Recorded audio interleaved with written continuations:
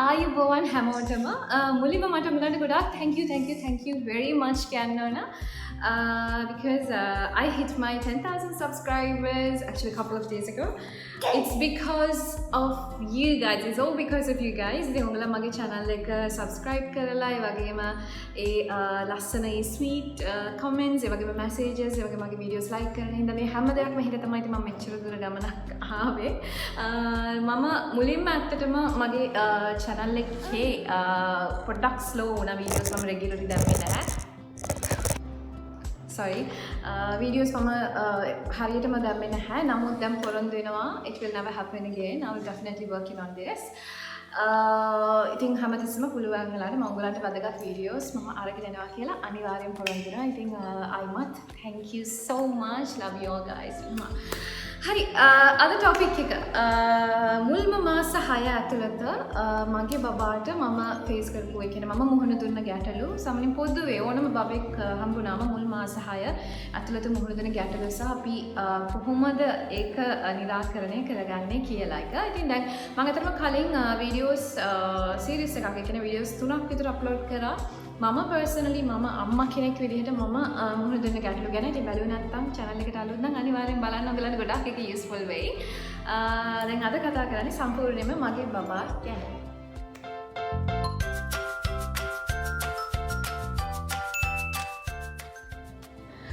දැන් මෙහෙමයි අතරම first time අම්මා කෙනෙක් වුණා මේ කියන්නේ මුල්ම වතාවට වගේ first child නම් බබා නම් අපි පුංචි දෙයක් ඉක්මනටම පැනික් වෙනවා. ඉතින් ඒක සාමාන්‍යයි.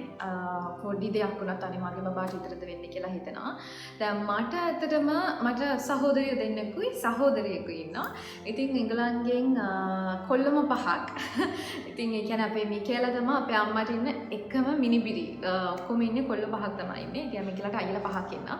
ඒක හින්දා මම එංගලන් පොඩි කාලේ මගෙත් එක්ක හිටියේදී මම පුංචිනේ ඉතින් දන්නේ නැද්ද මම අම්මා වගේ තමයි.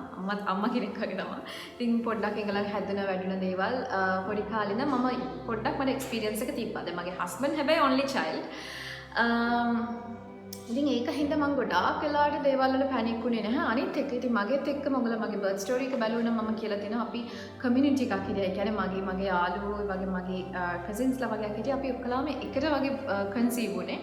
ඉතින් එතකොට අපි ගොඩක් වෙලාවට අපි ගොඩක් දේවල් අපි දේවල් ෂෙයා කරගත්තා. ඉතින් ඒක හින්දා අපි අර පොඩි දෙයක් නැත්තම් ඩොක්ටර් ළඟට බබාව උස්සගෙන යන ඔන්න ඔය වාතාවරණය එච්චරම තිබ්බේ නැහැ. මොකද අපි සමහර වෙලාවට කොමන් දේවල් ගැන පොඩ්ඩක් අයිඩියා එකක් තිබ්බ හින්දා. දැන් කොහොම වුණත් මම ඔයගලන්ට කියන්නේ දැන් මම මේ ගොඩක් වෙලාවට කතා කරන්නේ පොදුවේ බබෙක් හම්බුනාම මුල් මාස 6 ඇතුළත වෙන දේවල්. හැබැයි ඉතින් ඔයාගේ බබාගේ රෙස්පොන්සිබිලිටි එක සම්පූර්ණයෙන්ම වැටෙන්නේ ඔයාගේ අතට. අම්මා වශයෙන් ඔයාගේ අතට. ඉතින් මොකක් හරි විශේෂ දෙයක් නම් ලොකු දෙයක් නම් ඔයාට ලොකු දෙයක් දැනෙනවා නම් ඔයාගේ දරුවාගේ ඉතින් මේ YouTube ගැන ඒ වගේම අනිත් වෙන Facebook channel ඒ වගේම ඔය වෙන groups ඒ වගේ දේවල් ගැන මේ worry වෙන්න එපා. ඒ ගැන stress වෙන්න එපා. ඒව ගැන මත්තේ ඉන්න එපා. කරුණා කරලා ඔයා මොන ඒ කියන්නේ සිංහල හරි ඉංග්‍රීසි හරි එහෙම නැත්නම් ආයුර්වේදික හරි ඔය මොන දේ අනුගමනය කරත් ඒ ස්පෙෂලායිස් කෙනෙක් ළඟට ඔයාගේ බබාව එක්කගෙන යන්න. මොකද ડોක්ටර් ඇඩ්වයිස් එක ડોක්ටර් ඔයාගේ බබාව ෆිසිකලි බලලා ඒ දෙන ඇඩ්වයිස් එක මේ වෙන කිසිම දෙයකට රිප්ලේස් කරන්න බෑ. ඕකේ? අයි වැඩි කතාවක් නැහැ. මම මුලින්ම කියන්නම් මුලින්ම මට බබාගේ මම ෆේස් කරපු පළවෙනිම ඉෂුව එක.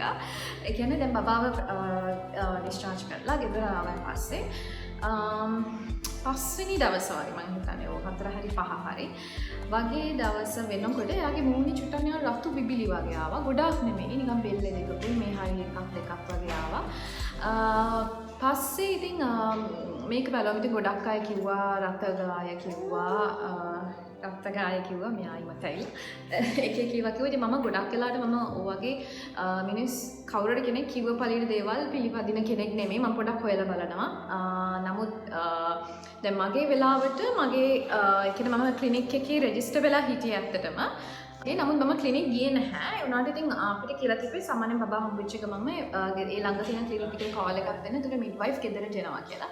ඉතින් මම ඇත්තටම දන්නේ නැහැ මේක මේ දැන් ක්ලිනික් එකේ රෙජිස්ටර් වෙන්න ඕනමද අනිවාර්යෙන් ඒ කියන්නේ මම අර ක්ලිනික් මම කලිනුත් කිව්වා මම අර ඒක ඒගොල්ලන්ගේ තිබ්බ අර මේවට විසිට්ස් වලට ගියේ 3 සැරයක් විතර මට යන්න ඕනේ මොකද මම ප්‍රයිවට් channel කරපු හින්දා ඉතින් මගේ හිටපු midwife-ලත් හරි හොඳයි ඒගොල්ලන් කිව්වා කමන්නේ එන්න එක අත්‍යවශ්‍ය නැහැ කියලා නමුත් මම කෝල් කරාම ඒගොල්ලන් midwife කෙනෙක් මගේ ගෙදරට බබා හම්බ වෙලා පස්වෙනි දවසේ ආවා ඇවිල්ලා බබාව හොඳට check කරා මාගේ බැලුවා මගේ ස්ටිචස් ගැන බැලුවා ඊට පස්සේ වගේම අර පොත තියෙනනේ පොතේ මුල් ටික ඔක්කොම මාක් කරා මාක් කරලා ඊට පස්සේ ඉතින් මට දැනට තියෙන ගැටලු ටික මම යාට කිව්වා මේ ගෙඩි මේ තිබ්බ චුටි පිපිලි සම්බන්ධයෙන් යාකුවේ බබාව හැමදාම නාවුවද කියලා දැන් ඔකට උත්තරය දෙනකොට මටවත් වෙච්ච ගැටලුව තමයි ඉතින් බබා හම්බ වෙලා ගෙදර බබා දැන් ඩිස්චාර්ජ් කරනකොට ගෙදරදී හොස්පිටල් එකේදී අන්තිම දවසේ බබාව නෑවුවා ඊට පස්සේ ගෙදර ඇවිල්ලා ෆස්ට් 2 days බබාව නෑවුවා ඊට පස්සේ බබාගේ පොඩ්ඩක් අර නිකන් නහයි මොයිස්චර් එකක් වගේ තිබ්බ හින්දා මම හස්බන්ඩ්ගේ අම්මා පොඩ්ඩක් බය වෙලා යා කිව්වා හෙම්බිරිස්සාවක් දන්නේ නැහැ කිත නාවන්න එපා කියලා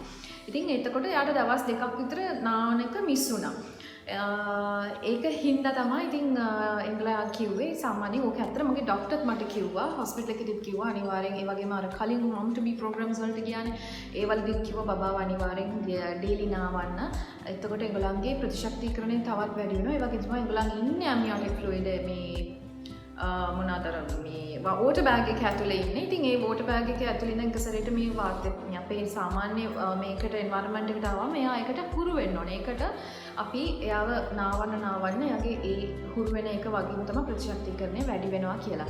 හැබැයි ඉතින් මේ රතු බිබිලි පොඩ්ඩක් සැරව වගේ ගතියට આવස් නිකන් සුදු පාට වෙලා වගේ පැහැවල වගේ තියෙනවා නම් අනිවාර්යෙන් ડોක්ටර් ළඟට එක්කන් යන්නකෝ. ඉතින් මෙයාගේ අතරම එකක් වගේ පොඩ්ඩක් නිකන් සුදු පාටට වගේ තිබ්බ වැඩි තිබ්බ. අනිත් ඒවා සාමාන්‍ය රතු පාටට තිබ්බේ.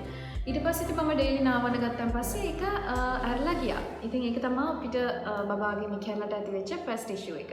ඊට පස්සේ ඇති වෙච්ච දෙයක් තමයි යා සාමාන්‍යයෙන් හැමතිස්සෙම මොෂන්ස් පාස් වුණා. යාට චුට්ටක් නැපි එකේ ඩයප් එකේ හැමතිස්සෙම කක්ක චුට්ටක් වගේ කියන්නේ යුරින් එක ගිහිල්ලා තිබ්බා. දැන් කොයි වෙලාවෙ බැලුවත් එයා සමන් යුරින් පාස් කරනත් එක්කම මොෂන්ස් ටිකක් තිබ්බද මට ඒක හරි ප්‍රශ්නයක් නේ මොකද මම ඒක කලින් එක්ස්පීරියන්ස් කරලා තිබෙන්නේ නැහැ ඊට පස්සේ දැන් අපි බය වුණා යාට කීවල මොනවා හරි ප්‍රශ්න තියෙනවද ඉතින් ඔය වගේ ගැටලු තියෙනවද දන්නේ නැහැ කියලා නමුත් ඉතින් දැන් සති දෙකකට පස්සේ සාමාන්‍යයෙන් ප්‍රයිවට් ડોක්ටර් මීටර් යනවනේ ඔයාව බබාවයි අම්මවයි දෙන්නම ප්‍රයිවට් වලදී ඒ කියන්නේ ප්‍රයිවට් channel කරලා නම් එන්න මම ක්ලිනික් එකකටත් මම හිතන්නේ යන්න ඕන ඒ ගියාම ડોක්ටර් ඊට පස්සේ කිව්වා ඒක very normal ඒක සාමාන්‍යයෙන් ඇති වෙන තත්ත්වයක්. ඒ කියන්නේ ඒගොල්ලන්ගේ ඩයිජෙස්ට් සිස්ටම් එක අපි වගේ නෙමෙයි තාම ඒගොල්ලන් හරි සියුම්නේ හරි තාම ඒක මේ ස්ට්‍රෝං වෙලා නැහැ හරි වීක්. ඒක හින්දා තමයි ඒක එහෙම වෙන්නේ. ඉතින් ඔක ටික දවසක් යනකොට ඇරිලා යයි කියලා. ඉතින් ඒක කියන්න කලින් දැන් ඒ තත්ත්වය ඔහුම තියෙද්දිම ඊට පස්සේ ඇති වෙච්ච ඇත්තටම ඔහුම සාමාන්‍යයෙන් දවස් 8ක් වගේ ওই තත්ත්වෙ තිබ්බේ. දවස් 8 වෙනිදාන් ඊට පස්සේ ඇති වෙච්ච එක තත්ත්වය තමයි constipation. දවස් 3-4 ඉතින් එයාට මොෂන්ස් පාස් වෙන්නේ නැතුව කක්ක යන්නේ නැතුව තිබ්බා. ඉතින් ඒක ඇත්තටම හරිම දුකයි බලන්න. මොකද එයා හරි අපහසුතාවයකින් ඉන්නේ. ඉතින් ඔය තත්ත්වේ නම් හැබැයි මම දැනන් හිටියේ අනිවාර්යෙන් මේ බබාලට එන දෙයක් මගේ කසින්ස්ලට මගේ යාළුවෝ ගොඩක් අයට ඔය කොන්ස්ටිපේෂන් එක ආවා. ඉතින් මම දන්නවා ඒක හරිම නෝමල් කියලා. මේකෙදි නමුත් ඔයගොල්ලෝ මතක තියාගන්න දැන් ඉන්න අම්මලා නෙමෙයි sorry මම කියන්නේ සාමාන්‍යයෙන් අම්මලා කරන ලොකු මිස්ටේක් එකක් මේ වෙලාවේදී බබාට එක්කෝ වතුර දෙනවා උණු වතුර දෙන්න කියන එක්කෝ ජූස් දෙන්න කියන මේ දේ නම් ප්ලීස් කරන්න එපා. first 6 months ඔයාගේ exclusively බබාට breast feed කරනවා නම් ඒ අම්මගේ මව් කිරි විතරක් බබාගේ වර්ධනයට එයාගේ ප්‍රතිශක්තිකරණයට මේ හැම දෙයකම හොඳටම ප්‍රමාණවත්. ඉතින් ඔයා මේ ෆෝමියුලා දෙනවා නම් ඒක වෙනම කතාවක්. නමුත් ඒ ඔයා දෙන මව් කිරි වල බබාට අවශ්‍ය වෙන හැම විටමින් වර්ගයක්ම මව පළවෙනි මාස 6 ඇතුළත දෙනවා. ඉතින් වෙන කිසිම දෙයක් අවශ්‍ය වෙන්නේ නැහැ. ඉතින් වෙන දේවල් දෙන්න යන්න එපා. මේක මගේ ડોක්ටර් කියපු දෙයක්. මගේ තනි මතයකුත් නෙමෙයි. මගේ ડોක්ටර් ඒ වගේම මම ගිහපු mom to be programs වල කියපු දෙයක්. මොකද ඒගොල්ලන් තාම පොඩි. ඉතින් මේ දේවල් වලට තහවුරු ඔයාගේ මව් කිරි වලට විතරයි එයා හුරු වෙන්න පුළුවන්. ඒක හින්දා වෙන කිසිම දේවල් කරන්න යන්න එපා. දැන් මගේ බබාගෙත් ඇත්තටම උපරිම එයා දවස් 4ක් තමා සාමාන්‍යයෙන් හිටියේ. ඉතින් ડોක්ටර් කිව්වා සාමාන්‍යයෙන් බබෙක්ට සතියක් උනත් ඉන්න පුළුවන්. ඔහම ලූස් මේ මොෂන්ස් යන්නේ නැතුව. ඉතින් ඊට වැඩි දවස් 5කට වගේ ඉන්නවා නම් ඊට බය නම් එක්කගෙන ඉන්න පුළුවන්. එහෙම නැත්නම් ඉතින් ඒක very normal කියලා තමයි කිව්වේ. දැන් ඇත්තටම මම දැන් බබා මං කියවන සති දෙකදී බබාව හම්බ වෙන බබා මේ බබාව අරගෙන ડોක්ටර් මීට් එකට යනවා කියලා. මේකට මම පුංචි දෙයක් කියනවා ડોක්ටර් මීට් යනකොට ડોක්ටර් හරි ක්ලිනික් හරි මොකක් හරි ඕන දෙයකට යනකොට බබාත් එක්ක තියෙන ඔයාට මතුවෙච්ච මේ ගැටලු හැමදේම කොලයක හරි එහෙම නැත්නම් ෆෝන් එකේ ලියාගෙන යන්න. මොකද අපි ඔළුවේ තියාගෙන යනකොට ඔය කිසිම දෙයක් උතනින් මතක් වෙන්නේ නැහැ. ඒක නම් මොන ගැටලුවක් ආවත් ඔයා හිතන්න එපා මෝඩ ප්‍රශ්නයක් කියලා. මේක අයියෝ මේක හැවුවොත් ડોක්ටර් හිතයි මම මෝඩයි යනම නම් එහෙම හිතන්න එපා. ඔයාට මොකක් හරි පොඩි හරි ගැටලුවක් තියෙනවා අනිවාර්යෙන් ડોක්ටර්ගෙන් මිඩ්වයිෆ්ගෙන් ඕන කෙනෙක්ගෙන් අහන්න. ඒක කොලයක ලියාගෙන යන්න. ඉතින් මමත් ඔය මට අතිවිච මතුවලා තිබුණු ප්‍රධාන ගැටලුව දෙක තමයි කොන්ස්ටිපේෂන් එක. ඊට පස්සේ අනිත් දේ තමයි ඇතරම මේ බබාගේ මේ බ්ලූ ලිප්ස් වගේ ආවා. ඒ කියන්නේ යා කිරි දැන් සමහර කිරි බොන කිරි බීලා ඉවරනකොට එයාගේ තොල් දෙක එහෙම නිල් පාට වුණා. ඊට පස්සේ ඉතින් ડોක්ටර් ඒකට මගෙන් ඇහුවාම ඇහුවා බබා එයා කන්ඩිෂන් එකේ ඉන්නවද කියලා AC එකේ. ඉතින් අපේ ඒ ගෙදර ඉන්නවා. ඊට පස්සේ ડોක්ටර් කිව්වා සාමාන්‍යයෙන් එහෙනම් ඒක හින්දා එක වෙන්නේ. ඉතින් බය වෙන්න එපා. ඒක හරියයි ටික කාලයක් යනකොට. උදේ වාරුව සාමාන්‍යයෙන් බබාව ඉර එළියට නිරාවරණය කරන්න කියලා. කියන්නේ පොඩ්ඩක් විනාඩි 5ක් 10ක් හරි විනාඩි 10ක් නෑ. එතකොට ඉර එළියට එක විටමින් D එකත් එක්ක යාගේ ස්කින් එකට ගොඩක් එක හොඳයි කියලා. ඊට පස්සේ තව දෙයක් තමයි බබාගේ දැන් මගේ බේබි ගර්ල් කෙනෙක් නේ. ඉතින් එයාගේ සාමාන්‍ය ප්‍රයිවට් ඒරියා එකේ නිකන් සුදු පාටට අපේ අර වයිට් ඩිස්චාර්ජස් වගේ තිබ්බා. ඉතින් ඒක දැන් අපිට හරියට ක්ලීන් කරන්නේ කොහොමද? ඔය දේවල් හරි සියුම් දේවල් නේ. ඉතින් ඒක හරියටම දන්නේ නැහැ. මොකද මටත් ඇත්තටම මම කිව්වා වගේ කොල්ල පහක් නේ හිටියේ. ඉතින් ඒක හින්දා බේබි ගර්ල් කෙනෙක්ගේ එක්ස්පීරියන්ස් එක පොඩ්ඩක් අලුත්. ඒ පොඩ්ඩක් ඒක මම පොඩ්ඩක් ගැටලුවක් වුණා. ඊට පස්සේ ડોක්ටර් ඉතින් කිව්වා ඒකත් සාමාන්‍යයි. සාමාන්‍යයෙන් බේබි ගර්ල් කෙනෙක්ගේ ක්ලීන් කරනකොට කොටන් බෝල් එකක් යූස් කරන වෙට් වයිප්ස් වල නැතුව කියන උණු කරලා නිවාගත්ත වතුර ටිකක් තියාගෙන හැමතිස්සෙම කප් එකක මේ මද රස්නෙන් වගේ. ඉතින් මම ඒ වෙලාව හැමතිස්සෙම ෆ්ලාස්ක් එකක් තියාගෙන ඉතින් ඒක මේ අර ටිකක් අර මද රස්නේ ගතියට ආවන් පස්සේ කොටන් බෝල් එකකින් උඩ ඉඳන් යන ප්‍රයිවට් ඒරියා එක උඩ ඉඳන් යටට තමයි පිහ දාන්න කියලා කිව්වේ. කොයි වෙලාවකවත් ඒ කියන්නේ යා කක්ක දැම්ම හෝ මොකක් කරත් ඔය යටේ ඉඳන් උඩට එන්න එපා. මොකද එතකොට මේ දේවල් උඩ රැඳෙන්න පුළුවන්, ඉන්ෆෙක්ට් වෙන්න පුළුවන්. උඩ ඉඳන් යටට ක්ලීන් කරන්න කියලා තමයි කිව්වේ. අනිත් එක දිවේ තියෙන මැලියම් කන් මේ කිසි දෙයක් සුද්ධ කරන්න එපා. අර දිව කහ පාට වුණාම එහෙම කියලා අයින් කරන්න කියලා කියනවානේ. කි බබා කිරි බොන්නේ නැහැ. ඒක හේතු හින්දා ඉතින් ડોක්ටර් කිව්වේ නම් ඔය කිසි දෙයක් කරන්න යන්න එපා. මොකද ඇත්තටම මට ඒකට ඇඩ්වයිස් හම්බුණා ක්ලීන් කරන්න. මට ග්ලිසරින් පවා මට ගෙදරට ගෙනල්ලා දීලා තිබ්බා මගේ ඇත්තටම එකම කරේ නම් මගේ අක්කා. මේ නමුත් මම ડોක්ටර්ගෙන් කන්ෆර්ම් කරගත්තා ડોක්ටර් කෝ එක කරන්න එපා. මොකද හදිස්සිය හරි ඒගොල්ලන්ගේ සියුම් හින්දා අපි මෙයාගේ දිවේ සුළු හරි දෙයක් ඩැමේජ් වුණොත් ඉතින් ඒක ඊට වැඩි. ඉතින් ඇත්තටම ඉවෙන්චුවලි යා ඒ කියන්නේ අපි ටික දවස් මාස 3-4ක් යනකොට යාගේ දිවේ මැලියම් ඒක නැති වුණා. ඉතින් මම ක්ලීන් කරෙත් නැහැ. ඒ වගේම මේ කන් එහෙම මුකුත් සුද්ධ කරේ නැහැ. ඒවා සමහරක් කියලා නම් ඉඳලා හිටලා පොඩ්ඩක් කියන්න ඕනේ නැහැ. ඒ කියන්නේ හස්බන්ඩ්ගේ අම්මා පොඩ්ඩක් කොටන් බඩ් එකේ මේ වටේ මේ ටික වගේ ක්ලීන් කරා. ඇතුළ ක්ලීන් කරේ නැහැ. මේ හරිය වගේ එච්චරම තමයි වෙන මුකුත් ලොකු දේවල් කරේ නැහැ. දැන් ඔය ටික තමයි ෆස්ට් 2 weeks වලදී මට බබාට ඇති වෙච්ච ගැටලුව. ඊට පස්සේ අයිලඟට යන්න තියෙන බබාව අරගෙන 2 months වලින් බබාගේ වැක්සින් එක තියෙන. කියන්නේ BCG එකේ second dose එක. මතක හැටියට මම වැක්සින් ගැන වීඩියෝ එකක් කරන්නම්. ගොඩක් අය රික්වෙස්ට් කරලා තිබ්බා. මම අනිවාර්යෙන් ඒක ගැන වීඩියෝ එකක් කරන්නම්.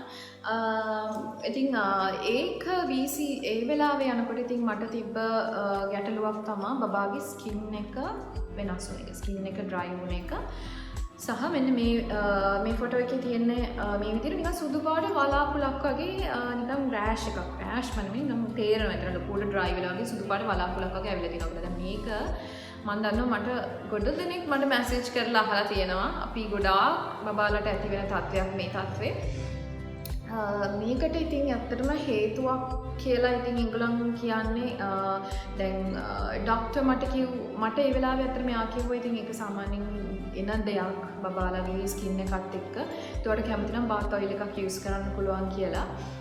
දැන් මම මෙහෙමයිද මම ඇත්තටම දැන් බබාගේ යූස් කරපු ප්‍රොඩක්ට්ස් මොනවාද එහෙම කියලා මම වෙනම වීඩියෝ එකක් කරන්නම්. ඒ මොනවාද බබා යූස් කරේ කියලා.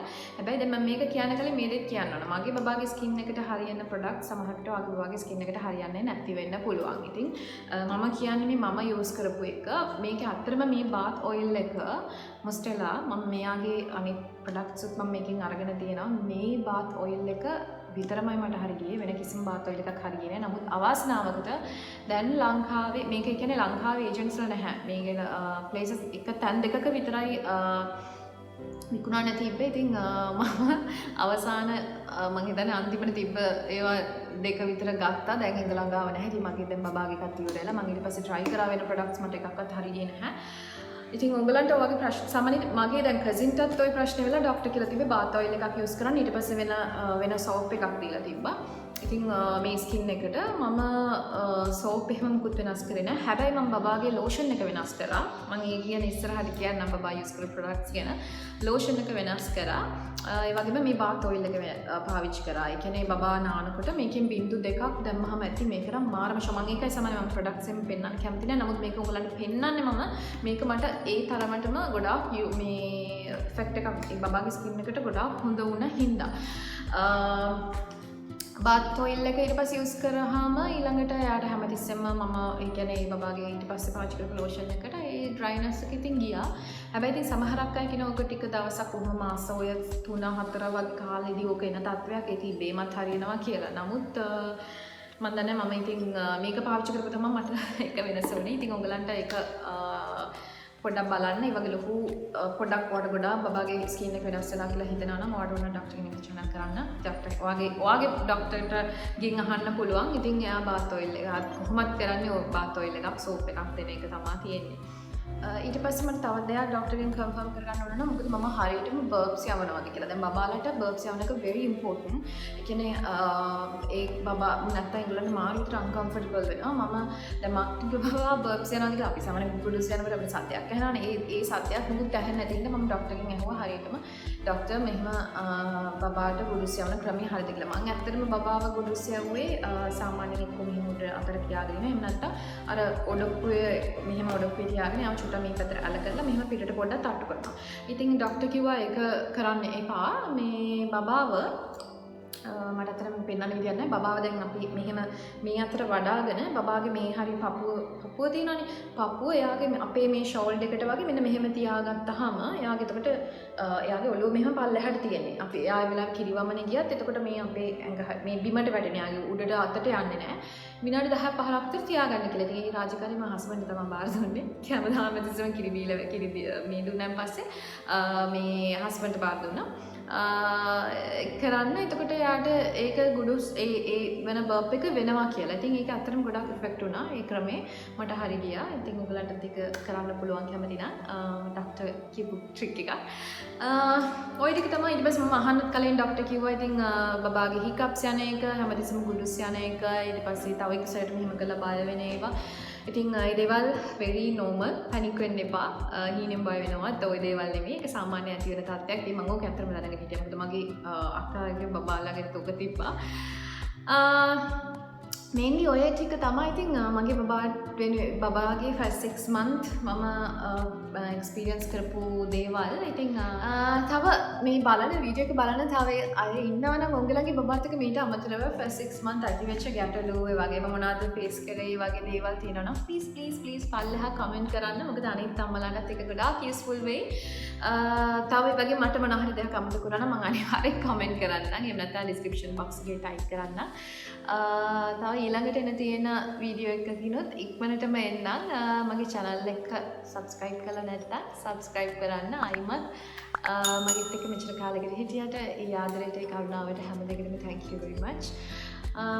මගේ Instagram page එකකට එකතු වෙන්න අමතක කරන්න එපා. Facebook page එකකුත් තියෙනවා. ඒ හැම දෙයකටම එකතු වෙන්න. හරියට වීඩියෝ එකකින් එන්නම් එහෙනම්. Okay, bye. Thank you.